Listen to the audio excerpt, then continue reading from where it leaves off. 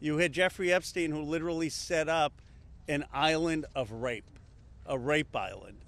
And you had rich and powerful men, some of the richest people in the world, who thought that they could hang out with bankers, buy off politicians, and abuse and rape America's girls with no consequence. Because survivors spoke up, because of their courage, the truth is finally going to come out. And when it comes out, this country is really going to have a moral reckoning. How did we allow this to happen? There should be no buildings named after people in this Epstein class. There should be no scholarships named after them. They shouldn't be enjoying the perks of being affiliated with corporations or universities or writing op-eds or being lionized. And many of the survivors will tell you some of these people still are celebrated in our society. That's disgusting. There needs to be accountability. I want to recognize first and foremost the survivors. They are the ones who made today possible. Many of you had forgotten about this issue, and frankly, for decades we have not done enough about this issue, and it's only because of their advocacy, them coming here to the Capitol. They showed up here time and again, and on September 3rd, that the country started to pay attention. And I also want to thank the courage of two of my colleagues in particular. Both of them have suffered, as you know, extraordinary political consequences for what they did. One, my colleague, Congressman Thomas Massie. This would not have been possible if he hadn't led the discharge petition that got 218 signatures and is going to force a vote in the House of Representatives. And this would not have certainly been possible if it were not for the courage of Marjorie Taylor Greene. She signed the petition, and I would keep texting Thomas, is she going to drop off? Is she going to drop off? Because there was so much pressure against us, so much attacks against her. But she stood with the survivors. For Thomas or me, this has never been political. This is not about questions of Trump or Biden. This is a question of doing the right thing for survivors. We're going to get a vote today. I expect an overwhelming vote in the House of Representatives, and I don't want the D.C. swamp playing any games. They need to pass this in the Senate, and they should not amend it. President Trump has said he would sign the Epstein Transparency Act. It's going to get overwhelming support in the House. It should go straight to the Senate, and it should be signed. No amendments, no adding loopholes. Justice is long overdue. And I want to hand it over to my colleague, Representative Thomas Massie.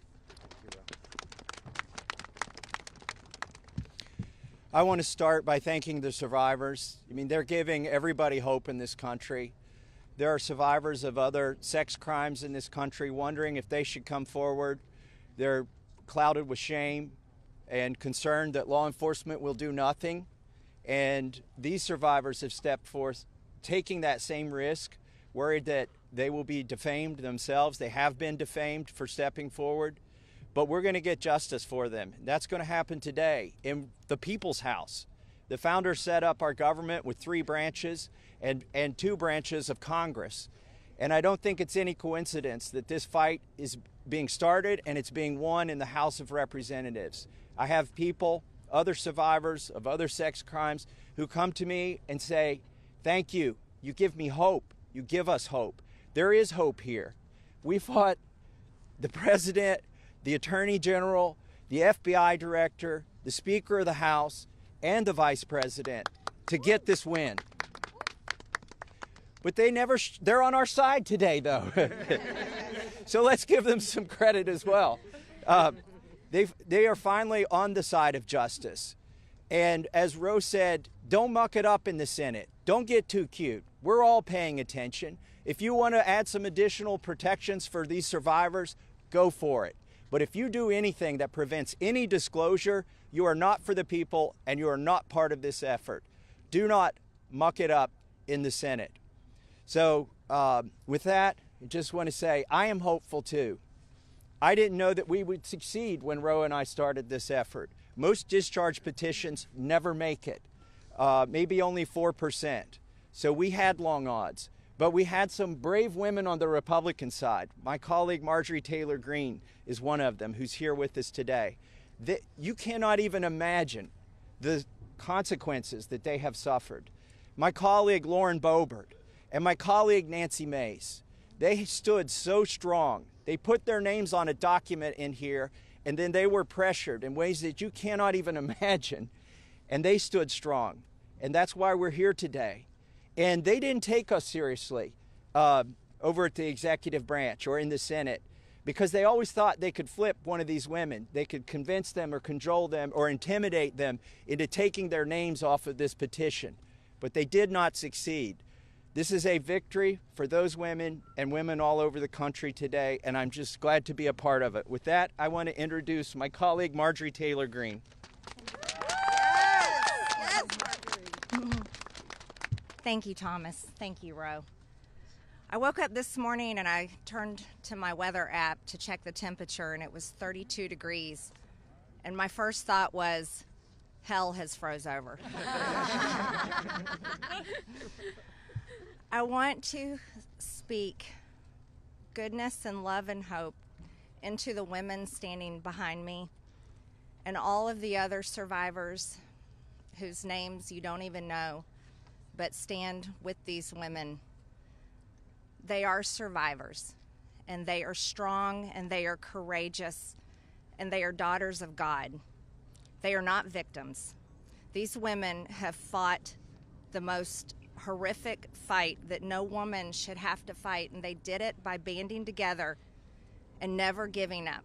And that's what we did by fighting so hard against the most powerful people in the world, even the President of the United States, in order to make this vote happen today. I was called a traitor by a man that I fought for 6 years for. And I gave him my loyalty for free. I won my first election without his endorsement, beating 8 men in a primary. And I've never owed him anything, but I fought for him for the policies and for America first. And he called me a traitor for standing with these women and refusing to take my name off the discharge petition. Let me tell you what a traitor is. A traitor is an American that serves foreign countries and themselves. A patriot is an American that serves the United States of America and Americans like the women standing behind me. And I want to tell you that this only became possible today because the American people, whom we serve as representatives here in Congress, demanded that this vote happen, and they put more pressure on every single elected politician in this city than has ever been put on them. And today you are going to see probably a unanimous vote in the House to release the Epstein files. But the real fight will happen after that. While I want to see every single name released so that these women don't have to live in fear and intimidation, which is something I've had a small taste of in just the past few days, just a small taste. They've been living it for years. But the real test will be, will the Department of Justice release the files? Or will it all remain tied up in investigations? Will the CIA release the files? Will a judge in New York release the information? That's information that needs to come out. And will the list of names that these women privately hold, and they hold it because of their fear in their heart of what would happen to them if they release it on their own, will that list of names come out? That's the real test.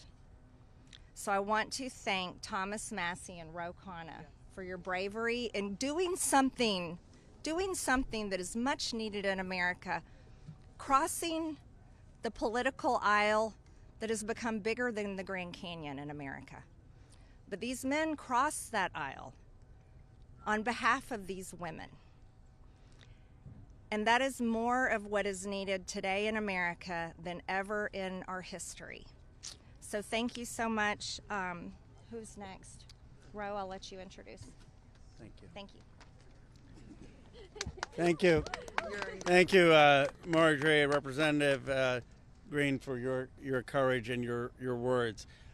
Before I introduce our survivors, I just want to say that they will make their statements, and then you can ask questions of Representative Massie, myself, or Representative Greene, but we do not want people asking questions and cross-examining the survivors. They're here to tell their stories, and they should be heard by the American people with respect. Of course, Congressman Massie, myself, and Congresswoman Greene would be happy to answer questions after that. With that, let me introduce the survivor who's helped organize a lot of this, and will be telling her own story and introducing the other survivors. Haley Robson, thank you for your courage and leadership. Absolutely, thank y'all. Oh, good morning. It's a little chilly coming from Florida, not used to it. I want everybody to take a look. I know everybody sees us today as grown adults, but we are fighting for the children that were abandoned and left behind in the reckoning. This is who you're fighting for. This is who Congress is fighting for. This is who the House of Representatives are fighting for, and hopefully the Senate will fight for us too. I want to kick this off right, and I want to address Marjorie Taylor Greene, Thomas Massie, and Khanna. I want to express my gratitude for all three of you, and I know, Khanna, we spoke earlier. This is an incredible thing that I'm watching as a Republican, and this is non-political, but for you to go against your own party and to be ostracized, there's no place for political violence, there's no place for intimidation, and I can say firsthand, stepping out against Epstein and his crimes against children, we have all experienced that ourselves. So for you to knowingly put yourselves at risk and put your career at risk is unbelievable to watch, and we are so grateful. I also want to make a proposition for Marjorie Taylor Greene, because you've been an advocate for this. If you decide to read those names on the House floor for immunity, I will be more than happy, no security needed. I will stand beside you. I will hold your hand. I will hold your coat in solidarity with you. And on top of that, I did talk to Jayapal, who said she would be more than happy to read those names too on the floor with all of us. It's time that we put the political agendas and party affiliations to the side. This is a human issue. This is about children. There is no place in society for exploitation, sexual crimes, or exploitation of women in society. There's no room for it, guys. We're not having it. And to the President of the United States of America, who is not here today, I want to send a clear message to you. While I do understand that your position has changed on the Epstein files, and I'm grateful that you have pledged to sign this bill, I can't help to be skeptical of what the agenda is. So, with that being said, I want to relay this message to you. I am traumatized. I am not stupid. I am traumatized. I am not stupid. You have put us through so much stress, the lockdowns, the halt of these procedures that were supposed to have happened 50 days ago. The Adelita Grijalva who waited to get sworn in, and then get upset when your own party goes against you because what is being done is wrong. It's not right. For your own self-serving purposes, this is America. This is land of the free. Land of the free. In 1863, we have a woman on top of the Capitol building represent freedom. I do not feel free today. I don't know if the women behind me feel free today. So I am begging every member of Congress, every representative, to step up and choose the chaos, choose the survivors, choose the children, protect the children, all children. You protect all of us equally. Thank you very much for your time. Following that, Lisa Phillips will be the next survivor.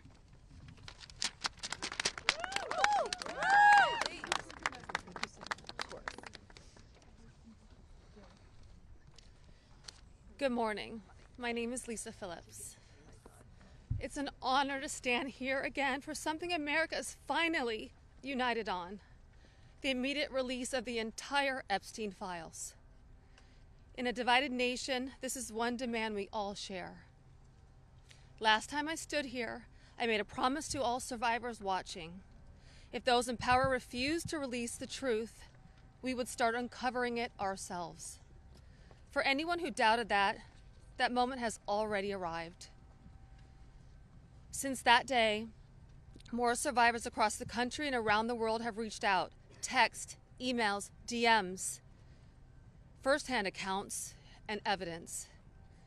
Many are women who were abused or trafficked through the international modeling pipeline Epstein built, promising visas, apartments, opportunities, futures, while exploiting their dreams for abuse. Most are still terrified to speak publicly because the men involved are powerful. They're connected, and as we know, they're protected. For too long, survivors have watched others speak for us. And while we are grateful for our allies in Congress on both sides, we've realized something. This fight belongs to us. We lived it, and we know the truth. And we will not wait quietly for institutions to decide when we're allowed to speak. The survivors now coming forward have entrusted us with their stories. We are sharing that information with the proper authorities, and when it can safely be made public, it will be. So today, we are launching something historic. The first national, survivor-led political movement in America. Nonpartisan, laser-focused on exposing the systems, the loopholes, power structures, and silencing mechanisms that have protected predators for far too long. We are stepping directly into the halls of power, into the political arena. We will help rewrite laws that failed us and build protections for our nation's children together, targeted by sexual exploitation. Together, today, survivors begin our own fight, the survivor revolution. And we intend to change this nation for the better. If you're a survivor who wants to join us, please reach out. And to anyone who benefits from the current system, intentionally or not, remember this. Alone, yes, we are afraid. But together, we are feared. Thank you.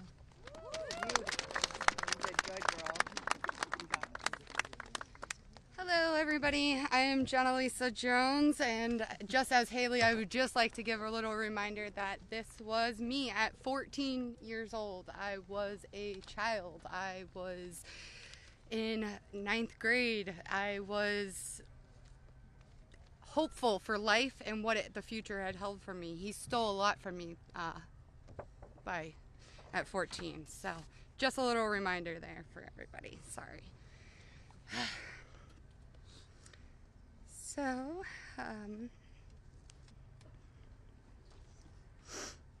I just want to start out by saying thank you for all of you for being here today. I want to start by expressing my deepest gratitude to the members of Congress who have stood with us, the survivors, in demanding the transparency and justice. Your support is a signal that this institution can still serve the American people. This issue was never one that should have divided us the way it has. In fact, it should have united us. Sexual abuse is not a Republican issue. It is not a Democratic issue. It is also not a hoax. We are here as American survivors of a man who used his wealth and power to hurt young girls and women. The world should see the files to know who Jeffrey Epstein was and how the system catered to him and failed us. Emotionally, this process has been distressing. First, the administration said it would release everything and applauded President Trump for that. Then it fought to release nothing. Now that checks and balances of our democracy have worked and the bill is getting passed to release the files, we are hearing the administration say they intend to investigate various Democrats who were friends with Epstein. I beg you, President Trump, please stop making this political. It is not about you, President Trump. You are our president. Please start acting like it. Show some class. Show some real leadership. Show that you actually care about the people other than yourself. I voted for you, but your behavior on this issue has been a national embarrassment. It is time to take the honest, moral ground and support the release of these files, not to weaponize pieces of the files against random political enemies that did nothing wrong, but to understand who Epstein's friends were, who covered for him, what financial institutions allowed his trafficking to continue, who knew what he was doing but was too much of a coward to do anything about it. Jeffrey Epstein and Ghislaine Maxwell were able to recruit and abuse young girls and women. Then the country will learn nothing, and has horrible history will repeat itself if we do not do something about this. Thank you to the brave congressmen and women who have stood by us and recognized our side is the American side, and we should all be proud once again to be Americans. I want to just extend my thank you so much to all three of you, very, very much. The first time we were here, listening to the, people yell shame at you, and when she was here in support of us, really hit home and spoke some volumes, and I just very much appreciative of your support, and we stand by you. Don't let any of them bully you. We're here for you. Thank you, guys.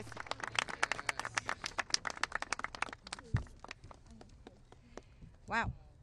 Good morning, everyone. Thank you all so much for coming together today and taking the time to listen to us. Your presence means the world, and it shows commitment to understanding and supporting survivors and Americans. I stand before you today with a heavy heart. I originated from Brazil, and I came to the United States when I was 8 years old.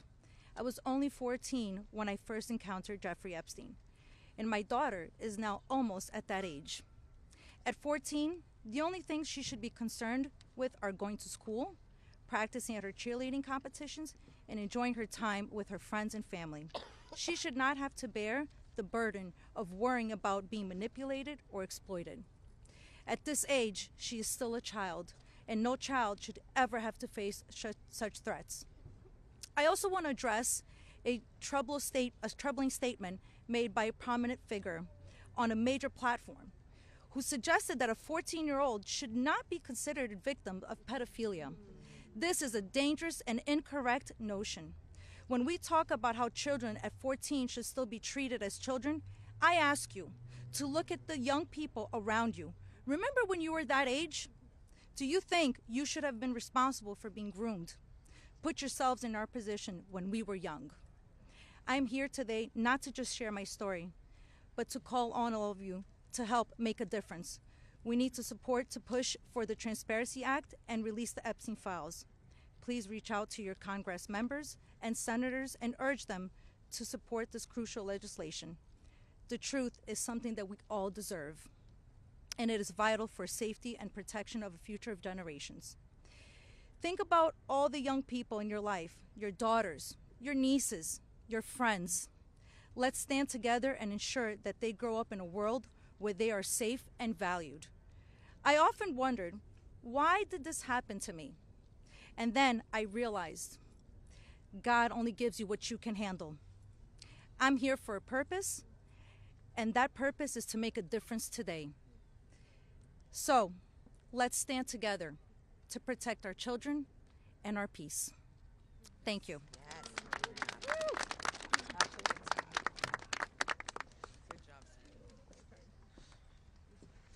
Good morning. I want to say a few things before I begin.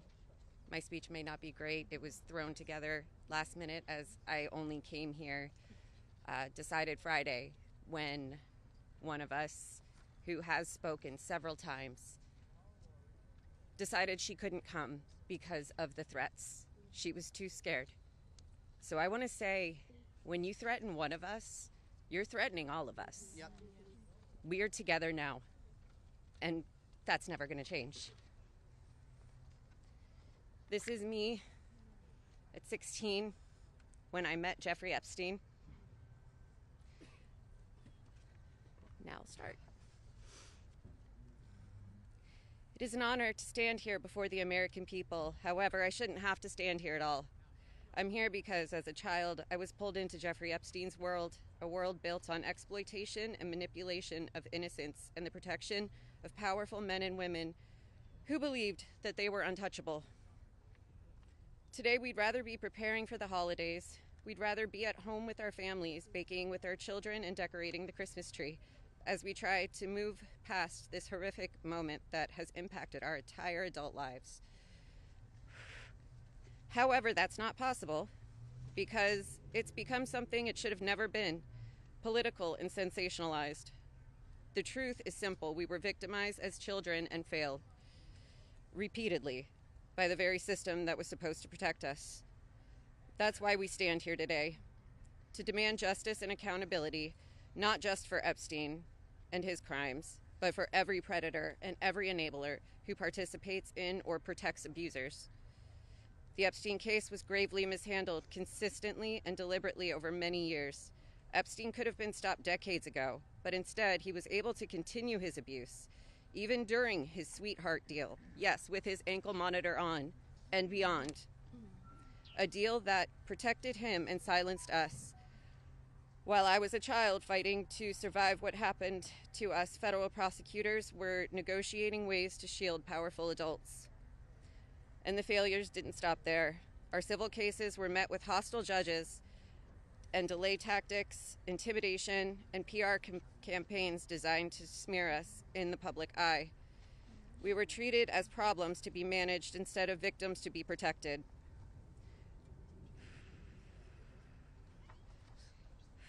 Today, something has changed. Individually, our voices were whispers. Together, they've become impossible to ignore. We are encouraged to see elected officials from both parties, thank you, come together and finally take action to release the files. I'll leave it there. Thank you. Good job. Yes, Ashley. Good morning. My name is Wendy, and I'm standing here today with a truth that still scares me to say out loud. I'm going to put this down because I can't hold both, as you guys saw, but that was me when I was 14 when I met Jeffrey Epstein. None of us here signed up for this political warfare. We never asked to be dragged into battles between people who never protected us in the first place. We are exhausted from surviving the trauma and then surviving the politics that swirl around it. When survivors travel to speak, to advocate, to stand for the truth, we do it with our own money, from our own pockets, carrying our own fear, shaking in our own bodies. There is no team, there is no paycheck. It's just us hoping our voices make a difference. And it puts a pit right in your stomach because you know you're standing on the right side of history. Yes. But standing on the right side of history is not a comfortable place to be. Yep. It never has been. And in a sick, heartbreaking way, it's an honor to show up, an honor to speak here, and an honor to stand in light when the world tried to keep us in the dark. And what keeps me standing is, even with all this fear, I have a 14-year-old daughter myself, the same age I was. And when I look at her, I see the little girl I used to be, the one that no one protected. My greatest fear in this entire world is history repeating itself. And I will do anything, absolutely anything, to make sure that she has to never be one of these girls standing in front of a crowd like this today in her life. So today, from the safest and bravest places inside myself, I am asking Congress, please pass the bill. Please release the records. Stop making survivors fight alone for the truth that should have protected us in the first place. To the representatives that support us, thank you. Thank you for standing beside survivors so we don't have to face this fear alone. Thank you for choosing what is right over what is easy. And every survivor who is scared right now, your fear is real. Your courage is real, and even though we're terrified, we keep showing up. Because someone has to tell the truth. Someone has to protect these children. We deserve safety then, we deserve it now. And we are done being afraid so others can stay comfortable. So with that, I want to say thank you guys for having us. And I just hope that people can remember that as survivors, our story never leaves us, but the choice that you make to pass this bill, your career is in front of you, and that choice will follow you. Everybody will know. So, thank you. Good job. Well said. You're incredible. Hello, everybody. My name is Danny Bensky. This was me at 17 years old.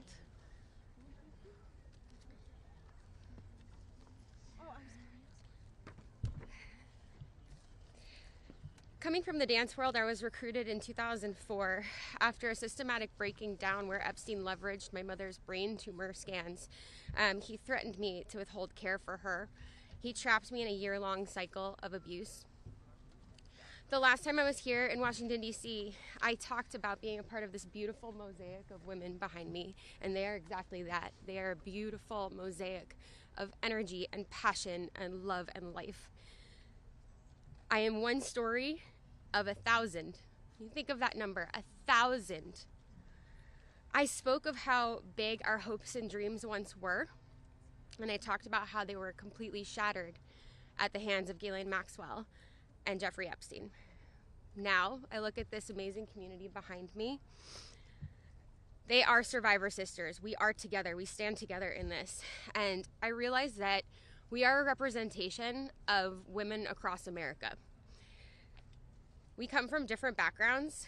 We have different religions. We are different races, different creeds, different ethnicities. We have different political affiliations. Some of us don't want to be political at all. And yet we stand here together for this cause. We're united in the call for transparency, complete transparency, to find justice. Justice for our younger selves. These pictures that you see, they're real people. I wish I could go back and give my former self a hug and say, this matters and it's going to change, and mean it. We are standing here for justice for the youth of tomorrow, and justice for those who are no longer with us, like the beautiful, brave Virginia Giuffre. We understand that the road is long, but I implore you to stay the course, please. Living in an age where you can get news in 10-second clips on your phone, I know that this is a big task for us, but it's a very personal one for survivors. It's a very personal one for us as a country. So I'd like to ask you to try something right now. I'd like everybody to close their eyes or soften their gaze just for a moment. And I want everybody to think of a child that is close to them between the ages of 14 and 18 years old. It could be your daughter, it could be your niece, it could be a friend's kids, it could be you at a former age, it could be your mother at that age. But really envision that for a second, 14 to 18 years old. Once you think of that person, I want you to think about what they feel like. What is their energy? What do they smell like? What sound do they make when they laugh? Really think about that child just for a moment. Now I want you to picture a pair of giant looming wooden doors and an overbearing marble landing. Those are the doors to Jeffrey Epstein's house. Do you allow that child to enter or not? If the answer is yes, you would allow entrance. You stand with predators. If the answer is no, then congratulations, you're on the right side of justice. Now you have homework. I am calling for the American people. You have homework. Call your congressional leaders. Call your senators. Please support this bill. Let's get it all released. Thank you very much.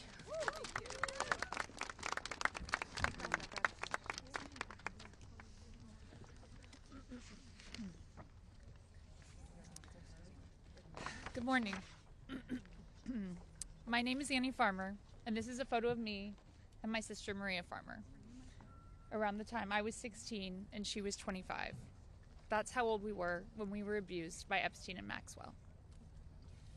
Survivors have repeatedly stated that our pursuit of transparency and justice is a nonpartisan issue. But given the political noise surrounding this case, I just want to remind people of some of the facts. In 1996, when my sister Maria bravely blew the whistle on this group by reporting to the FBI what Epstein and Maxwell did to both of us, they hung up on the phone on her, and there was no follow-up of any kind. Bill Clinton was president. In 2006, the FBI came to us, finally interviewed us, and asked us both to be witnesses against Epstein. We were very anxious, but we agreed. And then we didn't hear back from them due to their infamous sweetheart deal. George W. Bush was president. In 2015, when the DOJ was sent FOIA requests for Maria's FBI files, and they were denied, as they have been many times, Barack Obama was president. In 2019, when Epstein died in prison due to either negligence or foul play, Donald Trump was president. In 2023, Maria's attorneys sent a letter on her behalf to the government, requesting an investigation into the repeated law enforcement failures in this case, similar to what was done in the case of Larry Nassar. They declined to do so. Consequently, my sister filed notice that she would be suing the government for failing to uphold its legal, ethical, and moral duties in this case. Joe Biden was president. This year, after campaigning on a pledge to finally release the files, under Trump's second presidency, the DOJ announced they were closing the investigation into Epstein's co-conspirators, and then transferred Ghislaine Maxwell into a prison camp, where it is well documented that she is receiving special treatment. This is not an issue of a few corrupt Democrats or a few corrupt Republicans. This is a case of institutional betrayal. Because these crimes were not properly investigated, so many more girls and women were harmed. My sister, because of her bravery, was repeatedly threatened and lived in fear, with dire consequences for her health and her career. 30 years later, even as oceans of allegations and obvious truths have emerged, the government has still not chosen transparency.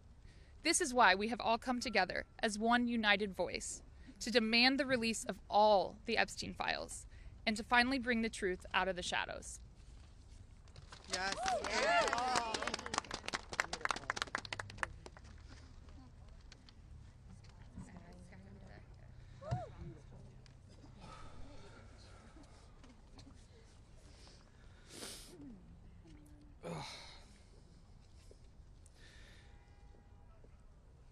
Ladies and gentlemen, esteemed members of Congress, and everyone gathered here today, I want to start by thanking the three of you. Thank you. It takes a lot of bravery to do what you're doing. We hear you. We see you.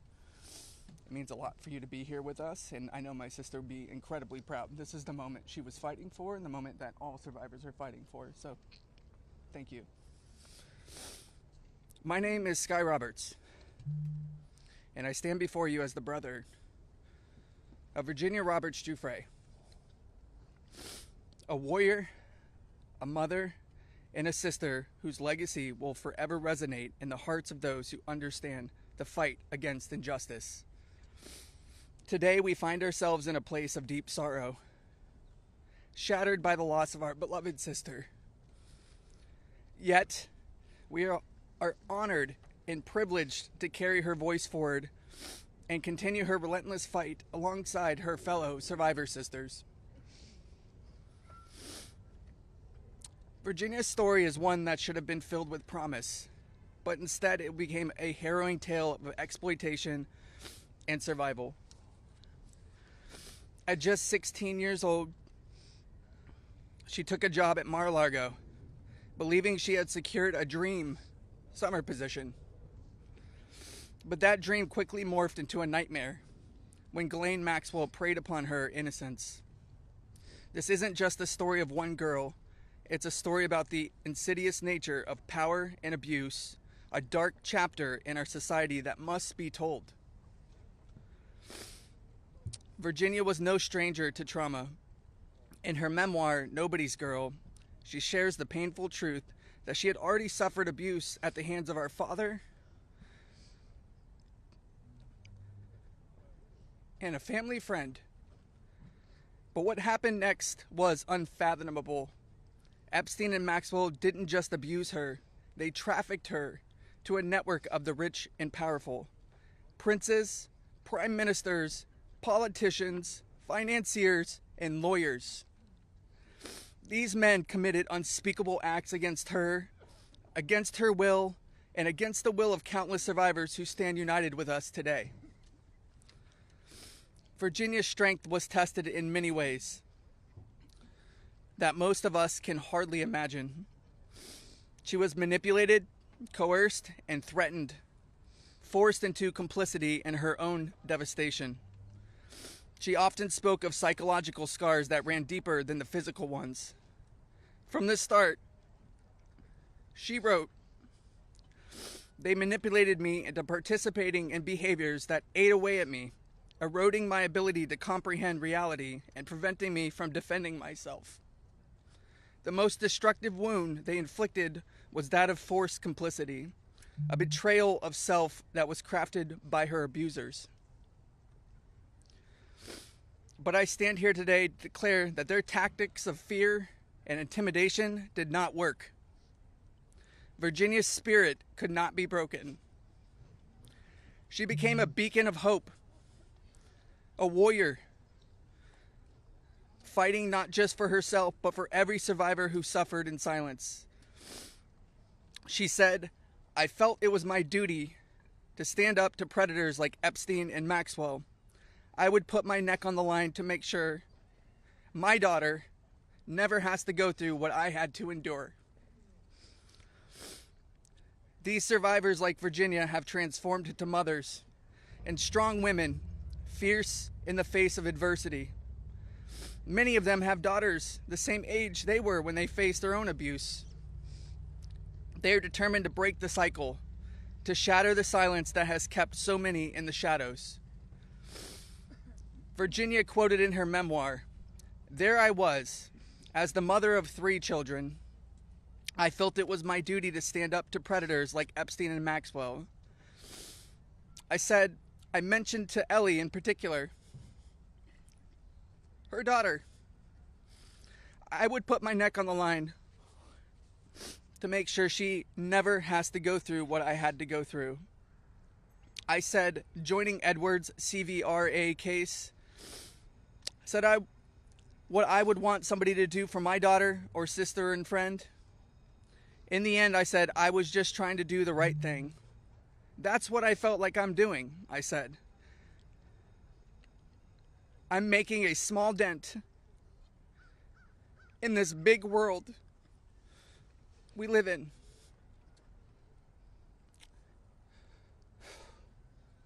Well, sissy,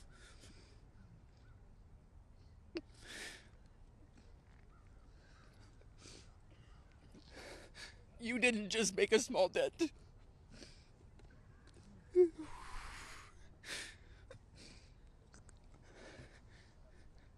You made a monumental impact, a resounding statement that echoed across the world. You built an unbreakable wall, a barrier that will protect future generations from the horrors of abuse. As we gather here today, I urge each of you, members of Congress, advocates, and all those who hear this message, to join us in this fight. We demand justice, accountability, and support for survivors. And we keep getting asked this. What does justice mean, you ask? It starts with acknowledgement. That's the first step. Acknowledge in the face of survivors that this happened and that this is true. Your vote carries that weight. My sister is not a political tool for you to use. These survivors are not political tools for you to use. These are real stories, real trauma, and it's time for you to stop just talking about it and act. Vote yes.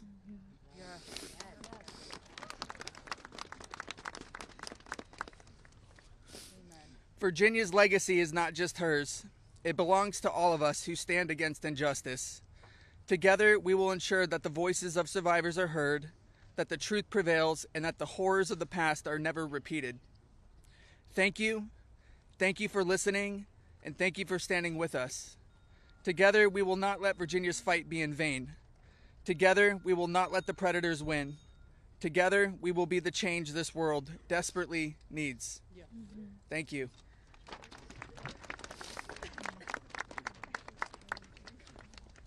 It was so beautiful.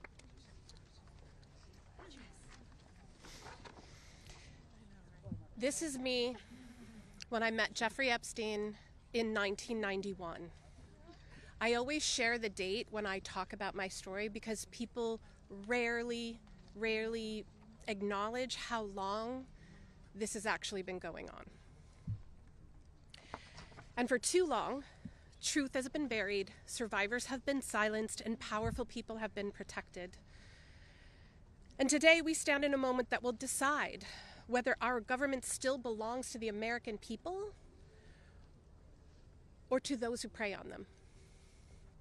Because when mountains of evidence and decades of victim reports across 5 administrations still lead to sweetheart deals or no prosecution at all, this isn't just one case gone wrong. It's an institutional failure on a historic scale, and every member of Congress in this administration must answer for that failure. Millions of sexual abuse survivors know the pain of speaking up and watching the institutions that are meant to protect them look away. We're not alone in this. Epstein may be the headline, but the betrayal reaches every corner of our country. And if our justice system can collapse this completely for so long, then Congress cannot pretend that the system is working. Not for us, and not for the generations that will live with the consequences of what they choose now. One long overdue step towards repairing this damage is the Epstein Files Transparency Act. Because without transparency, there's no accountability. Without accountability, there is no justice. And without justice, democracy dies. Yeah. So representatives, you have a choice to show millions of Americans whether you stand with us or with the powerful predators that are counting on your complicity. Thank you. Yeah, good job.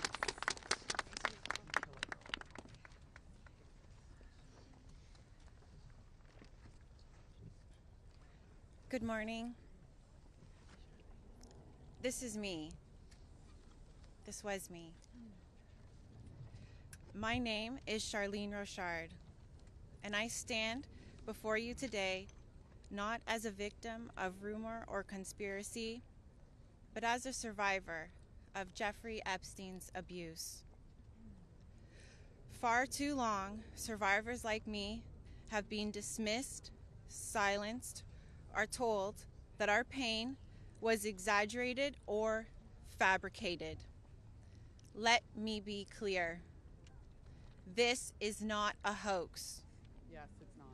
What we endured was real, and it has scarred lives across 5 presidential administrations. The truth has been buried in sealed files and hidden records for far too long. The Epstein Files Transparency Act is not just about survivors. It's about America itself. How can we keep America great if the principles the nation was founded on, that power belongs to the people, is not protected? No one, no matter how wealthy and well-connected, stands above the law. If we cannot face the truth, then we betray the very ideals that defines us as a country. By passing this act, Congress has the chance to prove that truth matters more than privilege, yes, that justice matters more than influence, and that America has the courage to confront even the most uncomfortable realities. This is not just about survivors. It's about every American who believes in accountability, fairness, and the promise of justice. I stand here today not only for myself, but for every survivor of Jeffrey Epstein's abuse who has carried this burden in silence, and for every citizen who believes that justice delayed is justice denied. I want to thank Representatives Khanna and Thomas Massie for standing with us. Thank you. And I especially want to thank Representative Marjorie Taylor Greene. Her unwavering support, her courage to stand with us and demand transparency gives us strength. Thank you. It shows that this fight for accountability is bigger than politics. It's about humanity, justice, and truth. This is about America's future. It's about whether we, the people, will be heard when we have the courage to stand for truth and justice. Our voices are real. Our pain is real. And our demand for justice will not be silenced. Thank you. Amen. Girl, Charlene. Hello. Good for you, girl. You did amazing.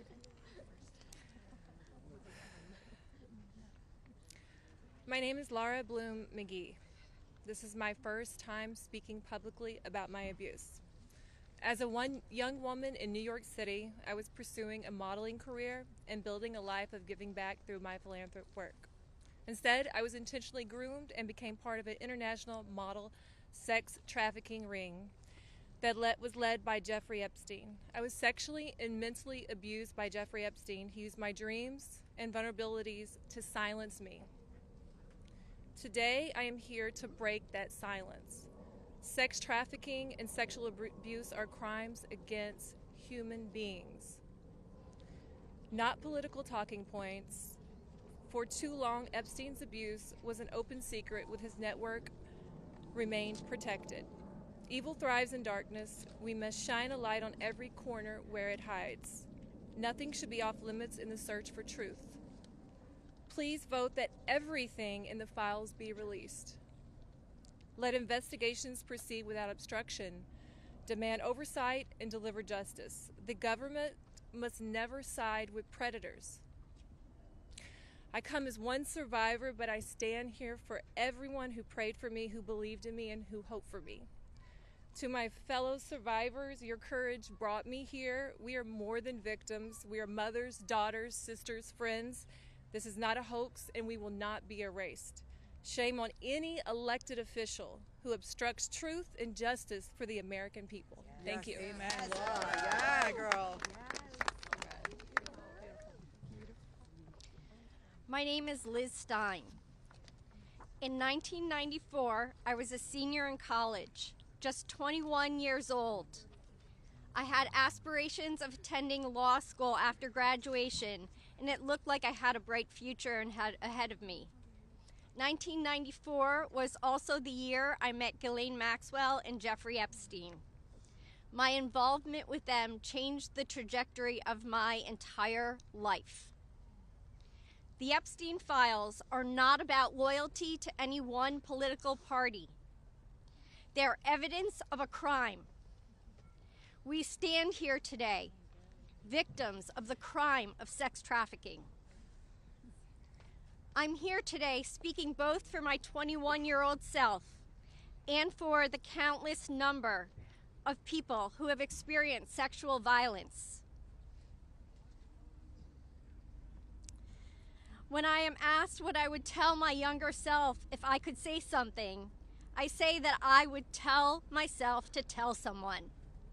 And if they don't listen, to tell someone else. And to just keep telling until someone listens.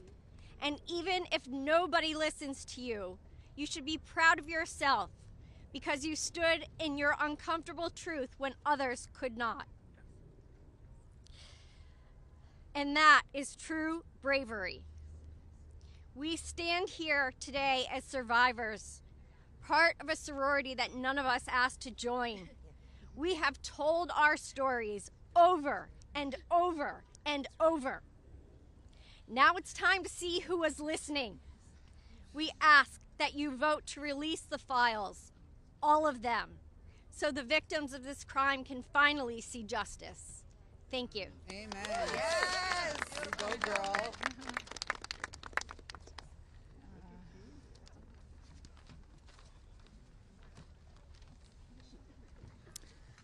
Well, hello, everyone, and I want to first say thank you for your ongoing leadership. I know it must not be easy thing to do, much like it's not easy for us to be doing this, so I guess we're in this together, so thank you so much. I feel like our courage has, we're reflecting, mirroring courage, because that's what it takes to do this, right? So this was me at 22 years old. I was not a child, technically, very young adult. I imagine most of you here can relate to the mindset and to be 22 years old. So today is a good day, and I thank God for that. It's widely and undeniably clear that our current political climate is quite rigid and seemingly at war with one another. This sets a stage. This sets a stage for voices, survivor voices, to get spoken over and drowned out by the political darts whizzing by. Not today, though. Today, our truth and our power have steadily risen up. We are at the peak. Our voices prevail today. Our voices initiated the coming together of both political parties. That's pretty big, I think. Republicans and Democrats, we all stand together today. We all stand together for justice, and we must continue to do so to protect the integrity of our country and our democracy. Truth and justice must prevail. The children today are those that will lead this nation one day. Think about that. What does that mean to each of you? If anyone doubts that this does not directly contribute to the fate of our country and democracy, I challenge you and I urge you to think again. Our voices are a fundamental pillar of future generations. Today, that's what we stand here for. Accountability, action, and justice. Let's get this vote done today. Let's send it through the Senate and straight to President Trump's desk for signing. I'd like to be there that day that he signs. I'm sure all of us would like to be there. Today is a good day, and let's keep moving forward. Thank you so much. I just want to give you a hug. Okay. Hey guys, we're actually pressed for time, so we are not going to be taking questions going further. I bring back Khanna. He's going to do our closing conversation and comments. Well, thank you, Haley. Teresa is right. It's pretty big what the survivors have accomplished today. And I just want to say how eloquent, strong, and admirable they were. Let's give them a round of applause for their courage. Thomas and Marjorie and I will take a few questions from people who haven't. Yeah. Go ahead. Is basically right now calling on the Senate to make revisions to this bill because he says it doesn't adequately protect the survivors, the victims that are standing behind you. Your response to that? That's been a red herring all along. The survivors have always been in favor of this legislation, and there's a provision in there you can read, if you would just read it, that protects them. Now, if he wants to offer more protections in the Senate, That's fine with us, but here's the problem. Now we have to vote on it again in the House. And so, as you heard, justice delayed is justice denied. It could be just another delay tactic. But we want to... Is that what you think? That's the motivation? I think the Speaker wants to save face. He's going to vote for a piece of legislation today that he's disparaged for 4 months. And however he needs to come on board, we want him on board. So we appreciate that. Did you want to? Go ahead. Go ahead.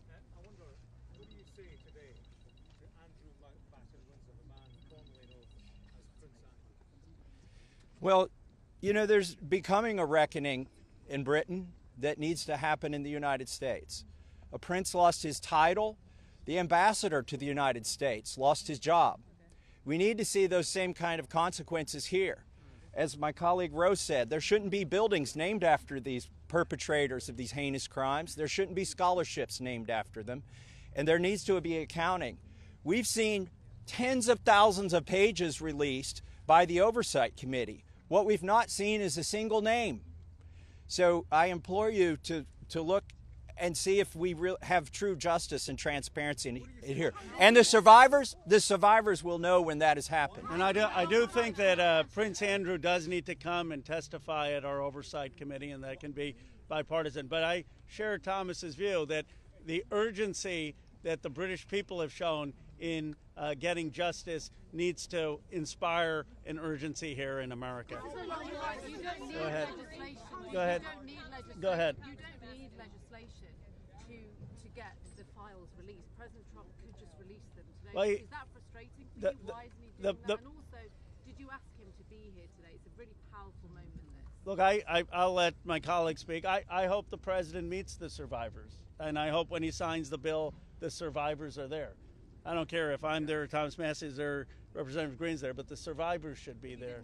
But I hope he meets them, because I think if anyone who meets them and sees their emotion will be moved.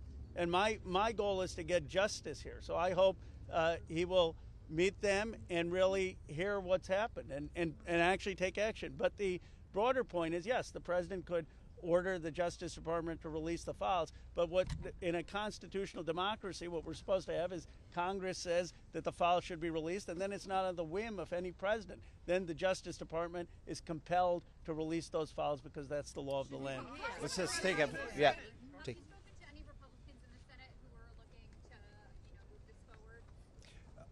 So Senator Merkley is a Democrat. He's led the exact same legislation that Roe and I introduced in the House. One Republican co-sponsored his bill yesterday, and I have spoken to at least one more who says they will co-sponsor. The important thing about the Senate is that they need not to muck this bill up. There's a lot of attention on here. We've needlessly spent 4 months dragging this out. A representative, a duly elected representative, was denied her seat in Congress for 49 days, and it's time to pull the Band-Aid off. The Senate, it may be tempting for them to get cute and to do things that will limit the release of these documents. They are afraid that people will be embarrassed. Well, that's the whole point here. They need to be brought to justice, and embarrassment is no reason to stop it. So the Senate, John Thune, it's up to him. He needs to bring this to the floor of the Senate, and I think the vote today will show that in the House. And the president, look, the president has said he would sign the bill. You're going to get almost a unanimous vote here. So you have the president and a unanimous Congress believing that this protects the survivors and is calling for the release. There's no reason for the Senate now to, as Representative Massie puts it, muck around with it. They need to put it up, have a vote, have the president sign it. If there's any further protections, they can do that through the DOJ process. But what they should not do is delay a vote on a bill that the House is going to vote overwhelmingly for and that the president supports. Yeah, just go ahead. Congresswoman Greene, you raised the question of whether or not the Justice Department will actually release these files. Do you take the president at his word when he says he's going to sign this bill, and do you have confidence that these files will actually be released? I only take people's actions seriously, no longer words. And what do you think the president's actions? And I'll tell you, because I wasn't a Johnny-come-lately to the MAGA train. I was day one 2015, and there's a big difference in those Americans and those that decided to support President Trump later on. And I'll tell you right now, this has been one of the most destructive things to MAGA, is watching the man that we supported early on, 3 elections, for people that stood hours, slept in their cars to go to rallies, have fought for truth and transparency and to hold what we consider a corrupt government accountable. Watching this actually turn into a fight has ripped MAGA apart. And the only thing that will speak to the powerful, courageous women behind me is when action is actually taken to release these files, and the American people won't tolerate any other bullshit. That's where we are today. Thank you. Go ahead. Les, 2 more questions, and then we're around all day. Is this a watershed? How would you sum up today in terms of your battle to get to the truth? I would say that these survivors have been fighting for decades, and they finally are being heard by the American people, and we're finally going to have a reckoning for this Epstein class that has gotten away with horrific things. Look, I grew up in Bucks County, Pennsylvania. People went to church, they played Little League, they went to their neighbors for barbecue. They didn't go to a rape island and abuse young girls or traffic young girls. And people with extreme wealth have thought that the laws don't apply to them, and their culture is totally out of touch with the values that built America. And finally, we're going to have a reckoning over it. How worried are you? Let's take the lady here. Let me ask you this. You said you wanted this to go straight to the Senate. What message does it send to the survivors behind you if the Senate doesn't act quickly to move this bill forward? Well, they're not here. They're not going to answer questions, so I'll answer a question. I prefer, actually, it goes straight to the president. He can release these files without the Senate acting. Sometimes they take a long time to get things done. The House figured out a way to take 4 months to get this done. I think it's disrespectful to the survivors if they delay this. There's nothing more important than cleaning out the rot in this country. And this is rot, and it's not a partisan issue. And the senators need to get on this. Yes, the economy is important. Yes, international policy is important, but there's nothing more important than getting to this rot and cleaning it out. They should put it at the top of their agenda. There's a provision in the bill already that would allow the DOJ to not release certain information if it would jeopardize an active investigation, and the president just last week ordered his DOJ to conduct an investigation. What makes you think you would actually, if this bill passes, see these files? There are 1,000 survivors. They can't open enough investigations to cover up everything that's in these files. And yes, it's true they can try to protect a few certain people or a few certain companies, but those investigations will eventually end. And in the meantime, there's not enough investigations to cover up 1,000 different crimes, 1,000 different rapes, 1,000 different sex trafficking instances. And this is not a moot point, even though they are doing that. And once this bill is signed into law, any career official at the DOJ or the FBI who does not comply with the law is at legal risk. It's no longer just up to the president. Look, we could have passed a simple resolution here in the House, and that would have been the end of it. Instead, we chose a very hard path, which is to get legislation, a law passed, which means it has to go through the House, the Senate, and be presented to the president. And that will have the force of law. They will be breaking the law if they do not release these files. Thank you very much. Last question, and then. Why do you think he has fought so hard? If he could do it now, why hasn't he done it? I believe he's trying to protect friends and donors. And by the way, these aren't necessarily Republicans. Once you get to $1 billion, you transcend parties. You just assume you can pay off whatever party is in charge of the White House, whatever party is in charge of the House of Representatives. And this is about those kinds of people. I think he's been trying to protect them. And I think it also incriminates our own government. This is a complete and total failure of the justice system, as the survivors have witnessed here today to us. It incriminates the FBI. It incriminates our intelligence agencies. It incriminates police departments in West Palm Beach. And that's what has been protected by this, either willfully or unknowingly, and it's time to end it. And I would agree with Representative Marjorie Taylor Greene that what matters now is just the action. I don't speculate on what politicians' motives are or what's in their heart. The point is the American people have spoken, Congress has spoken, release the files. It's time for justice. Thank you very much. Thank you.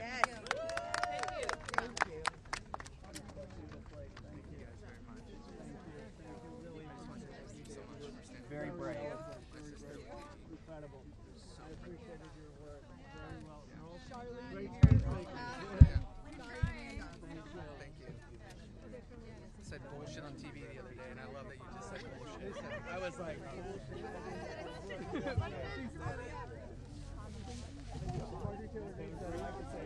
Ms. Taylor Greene.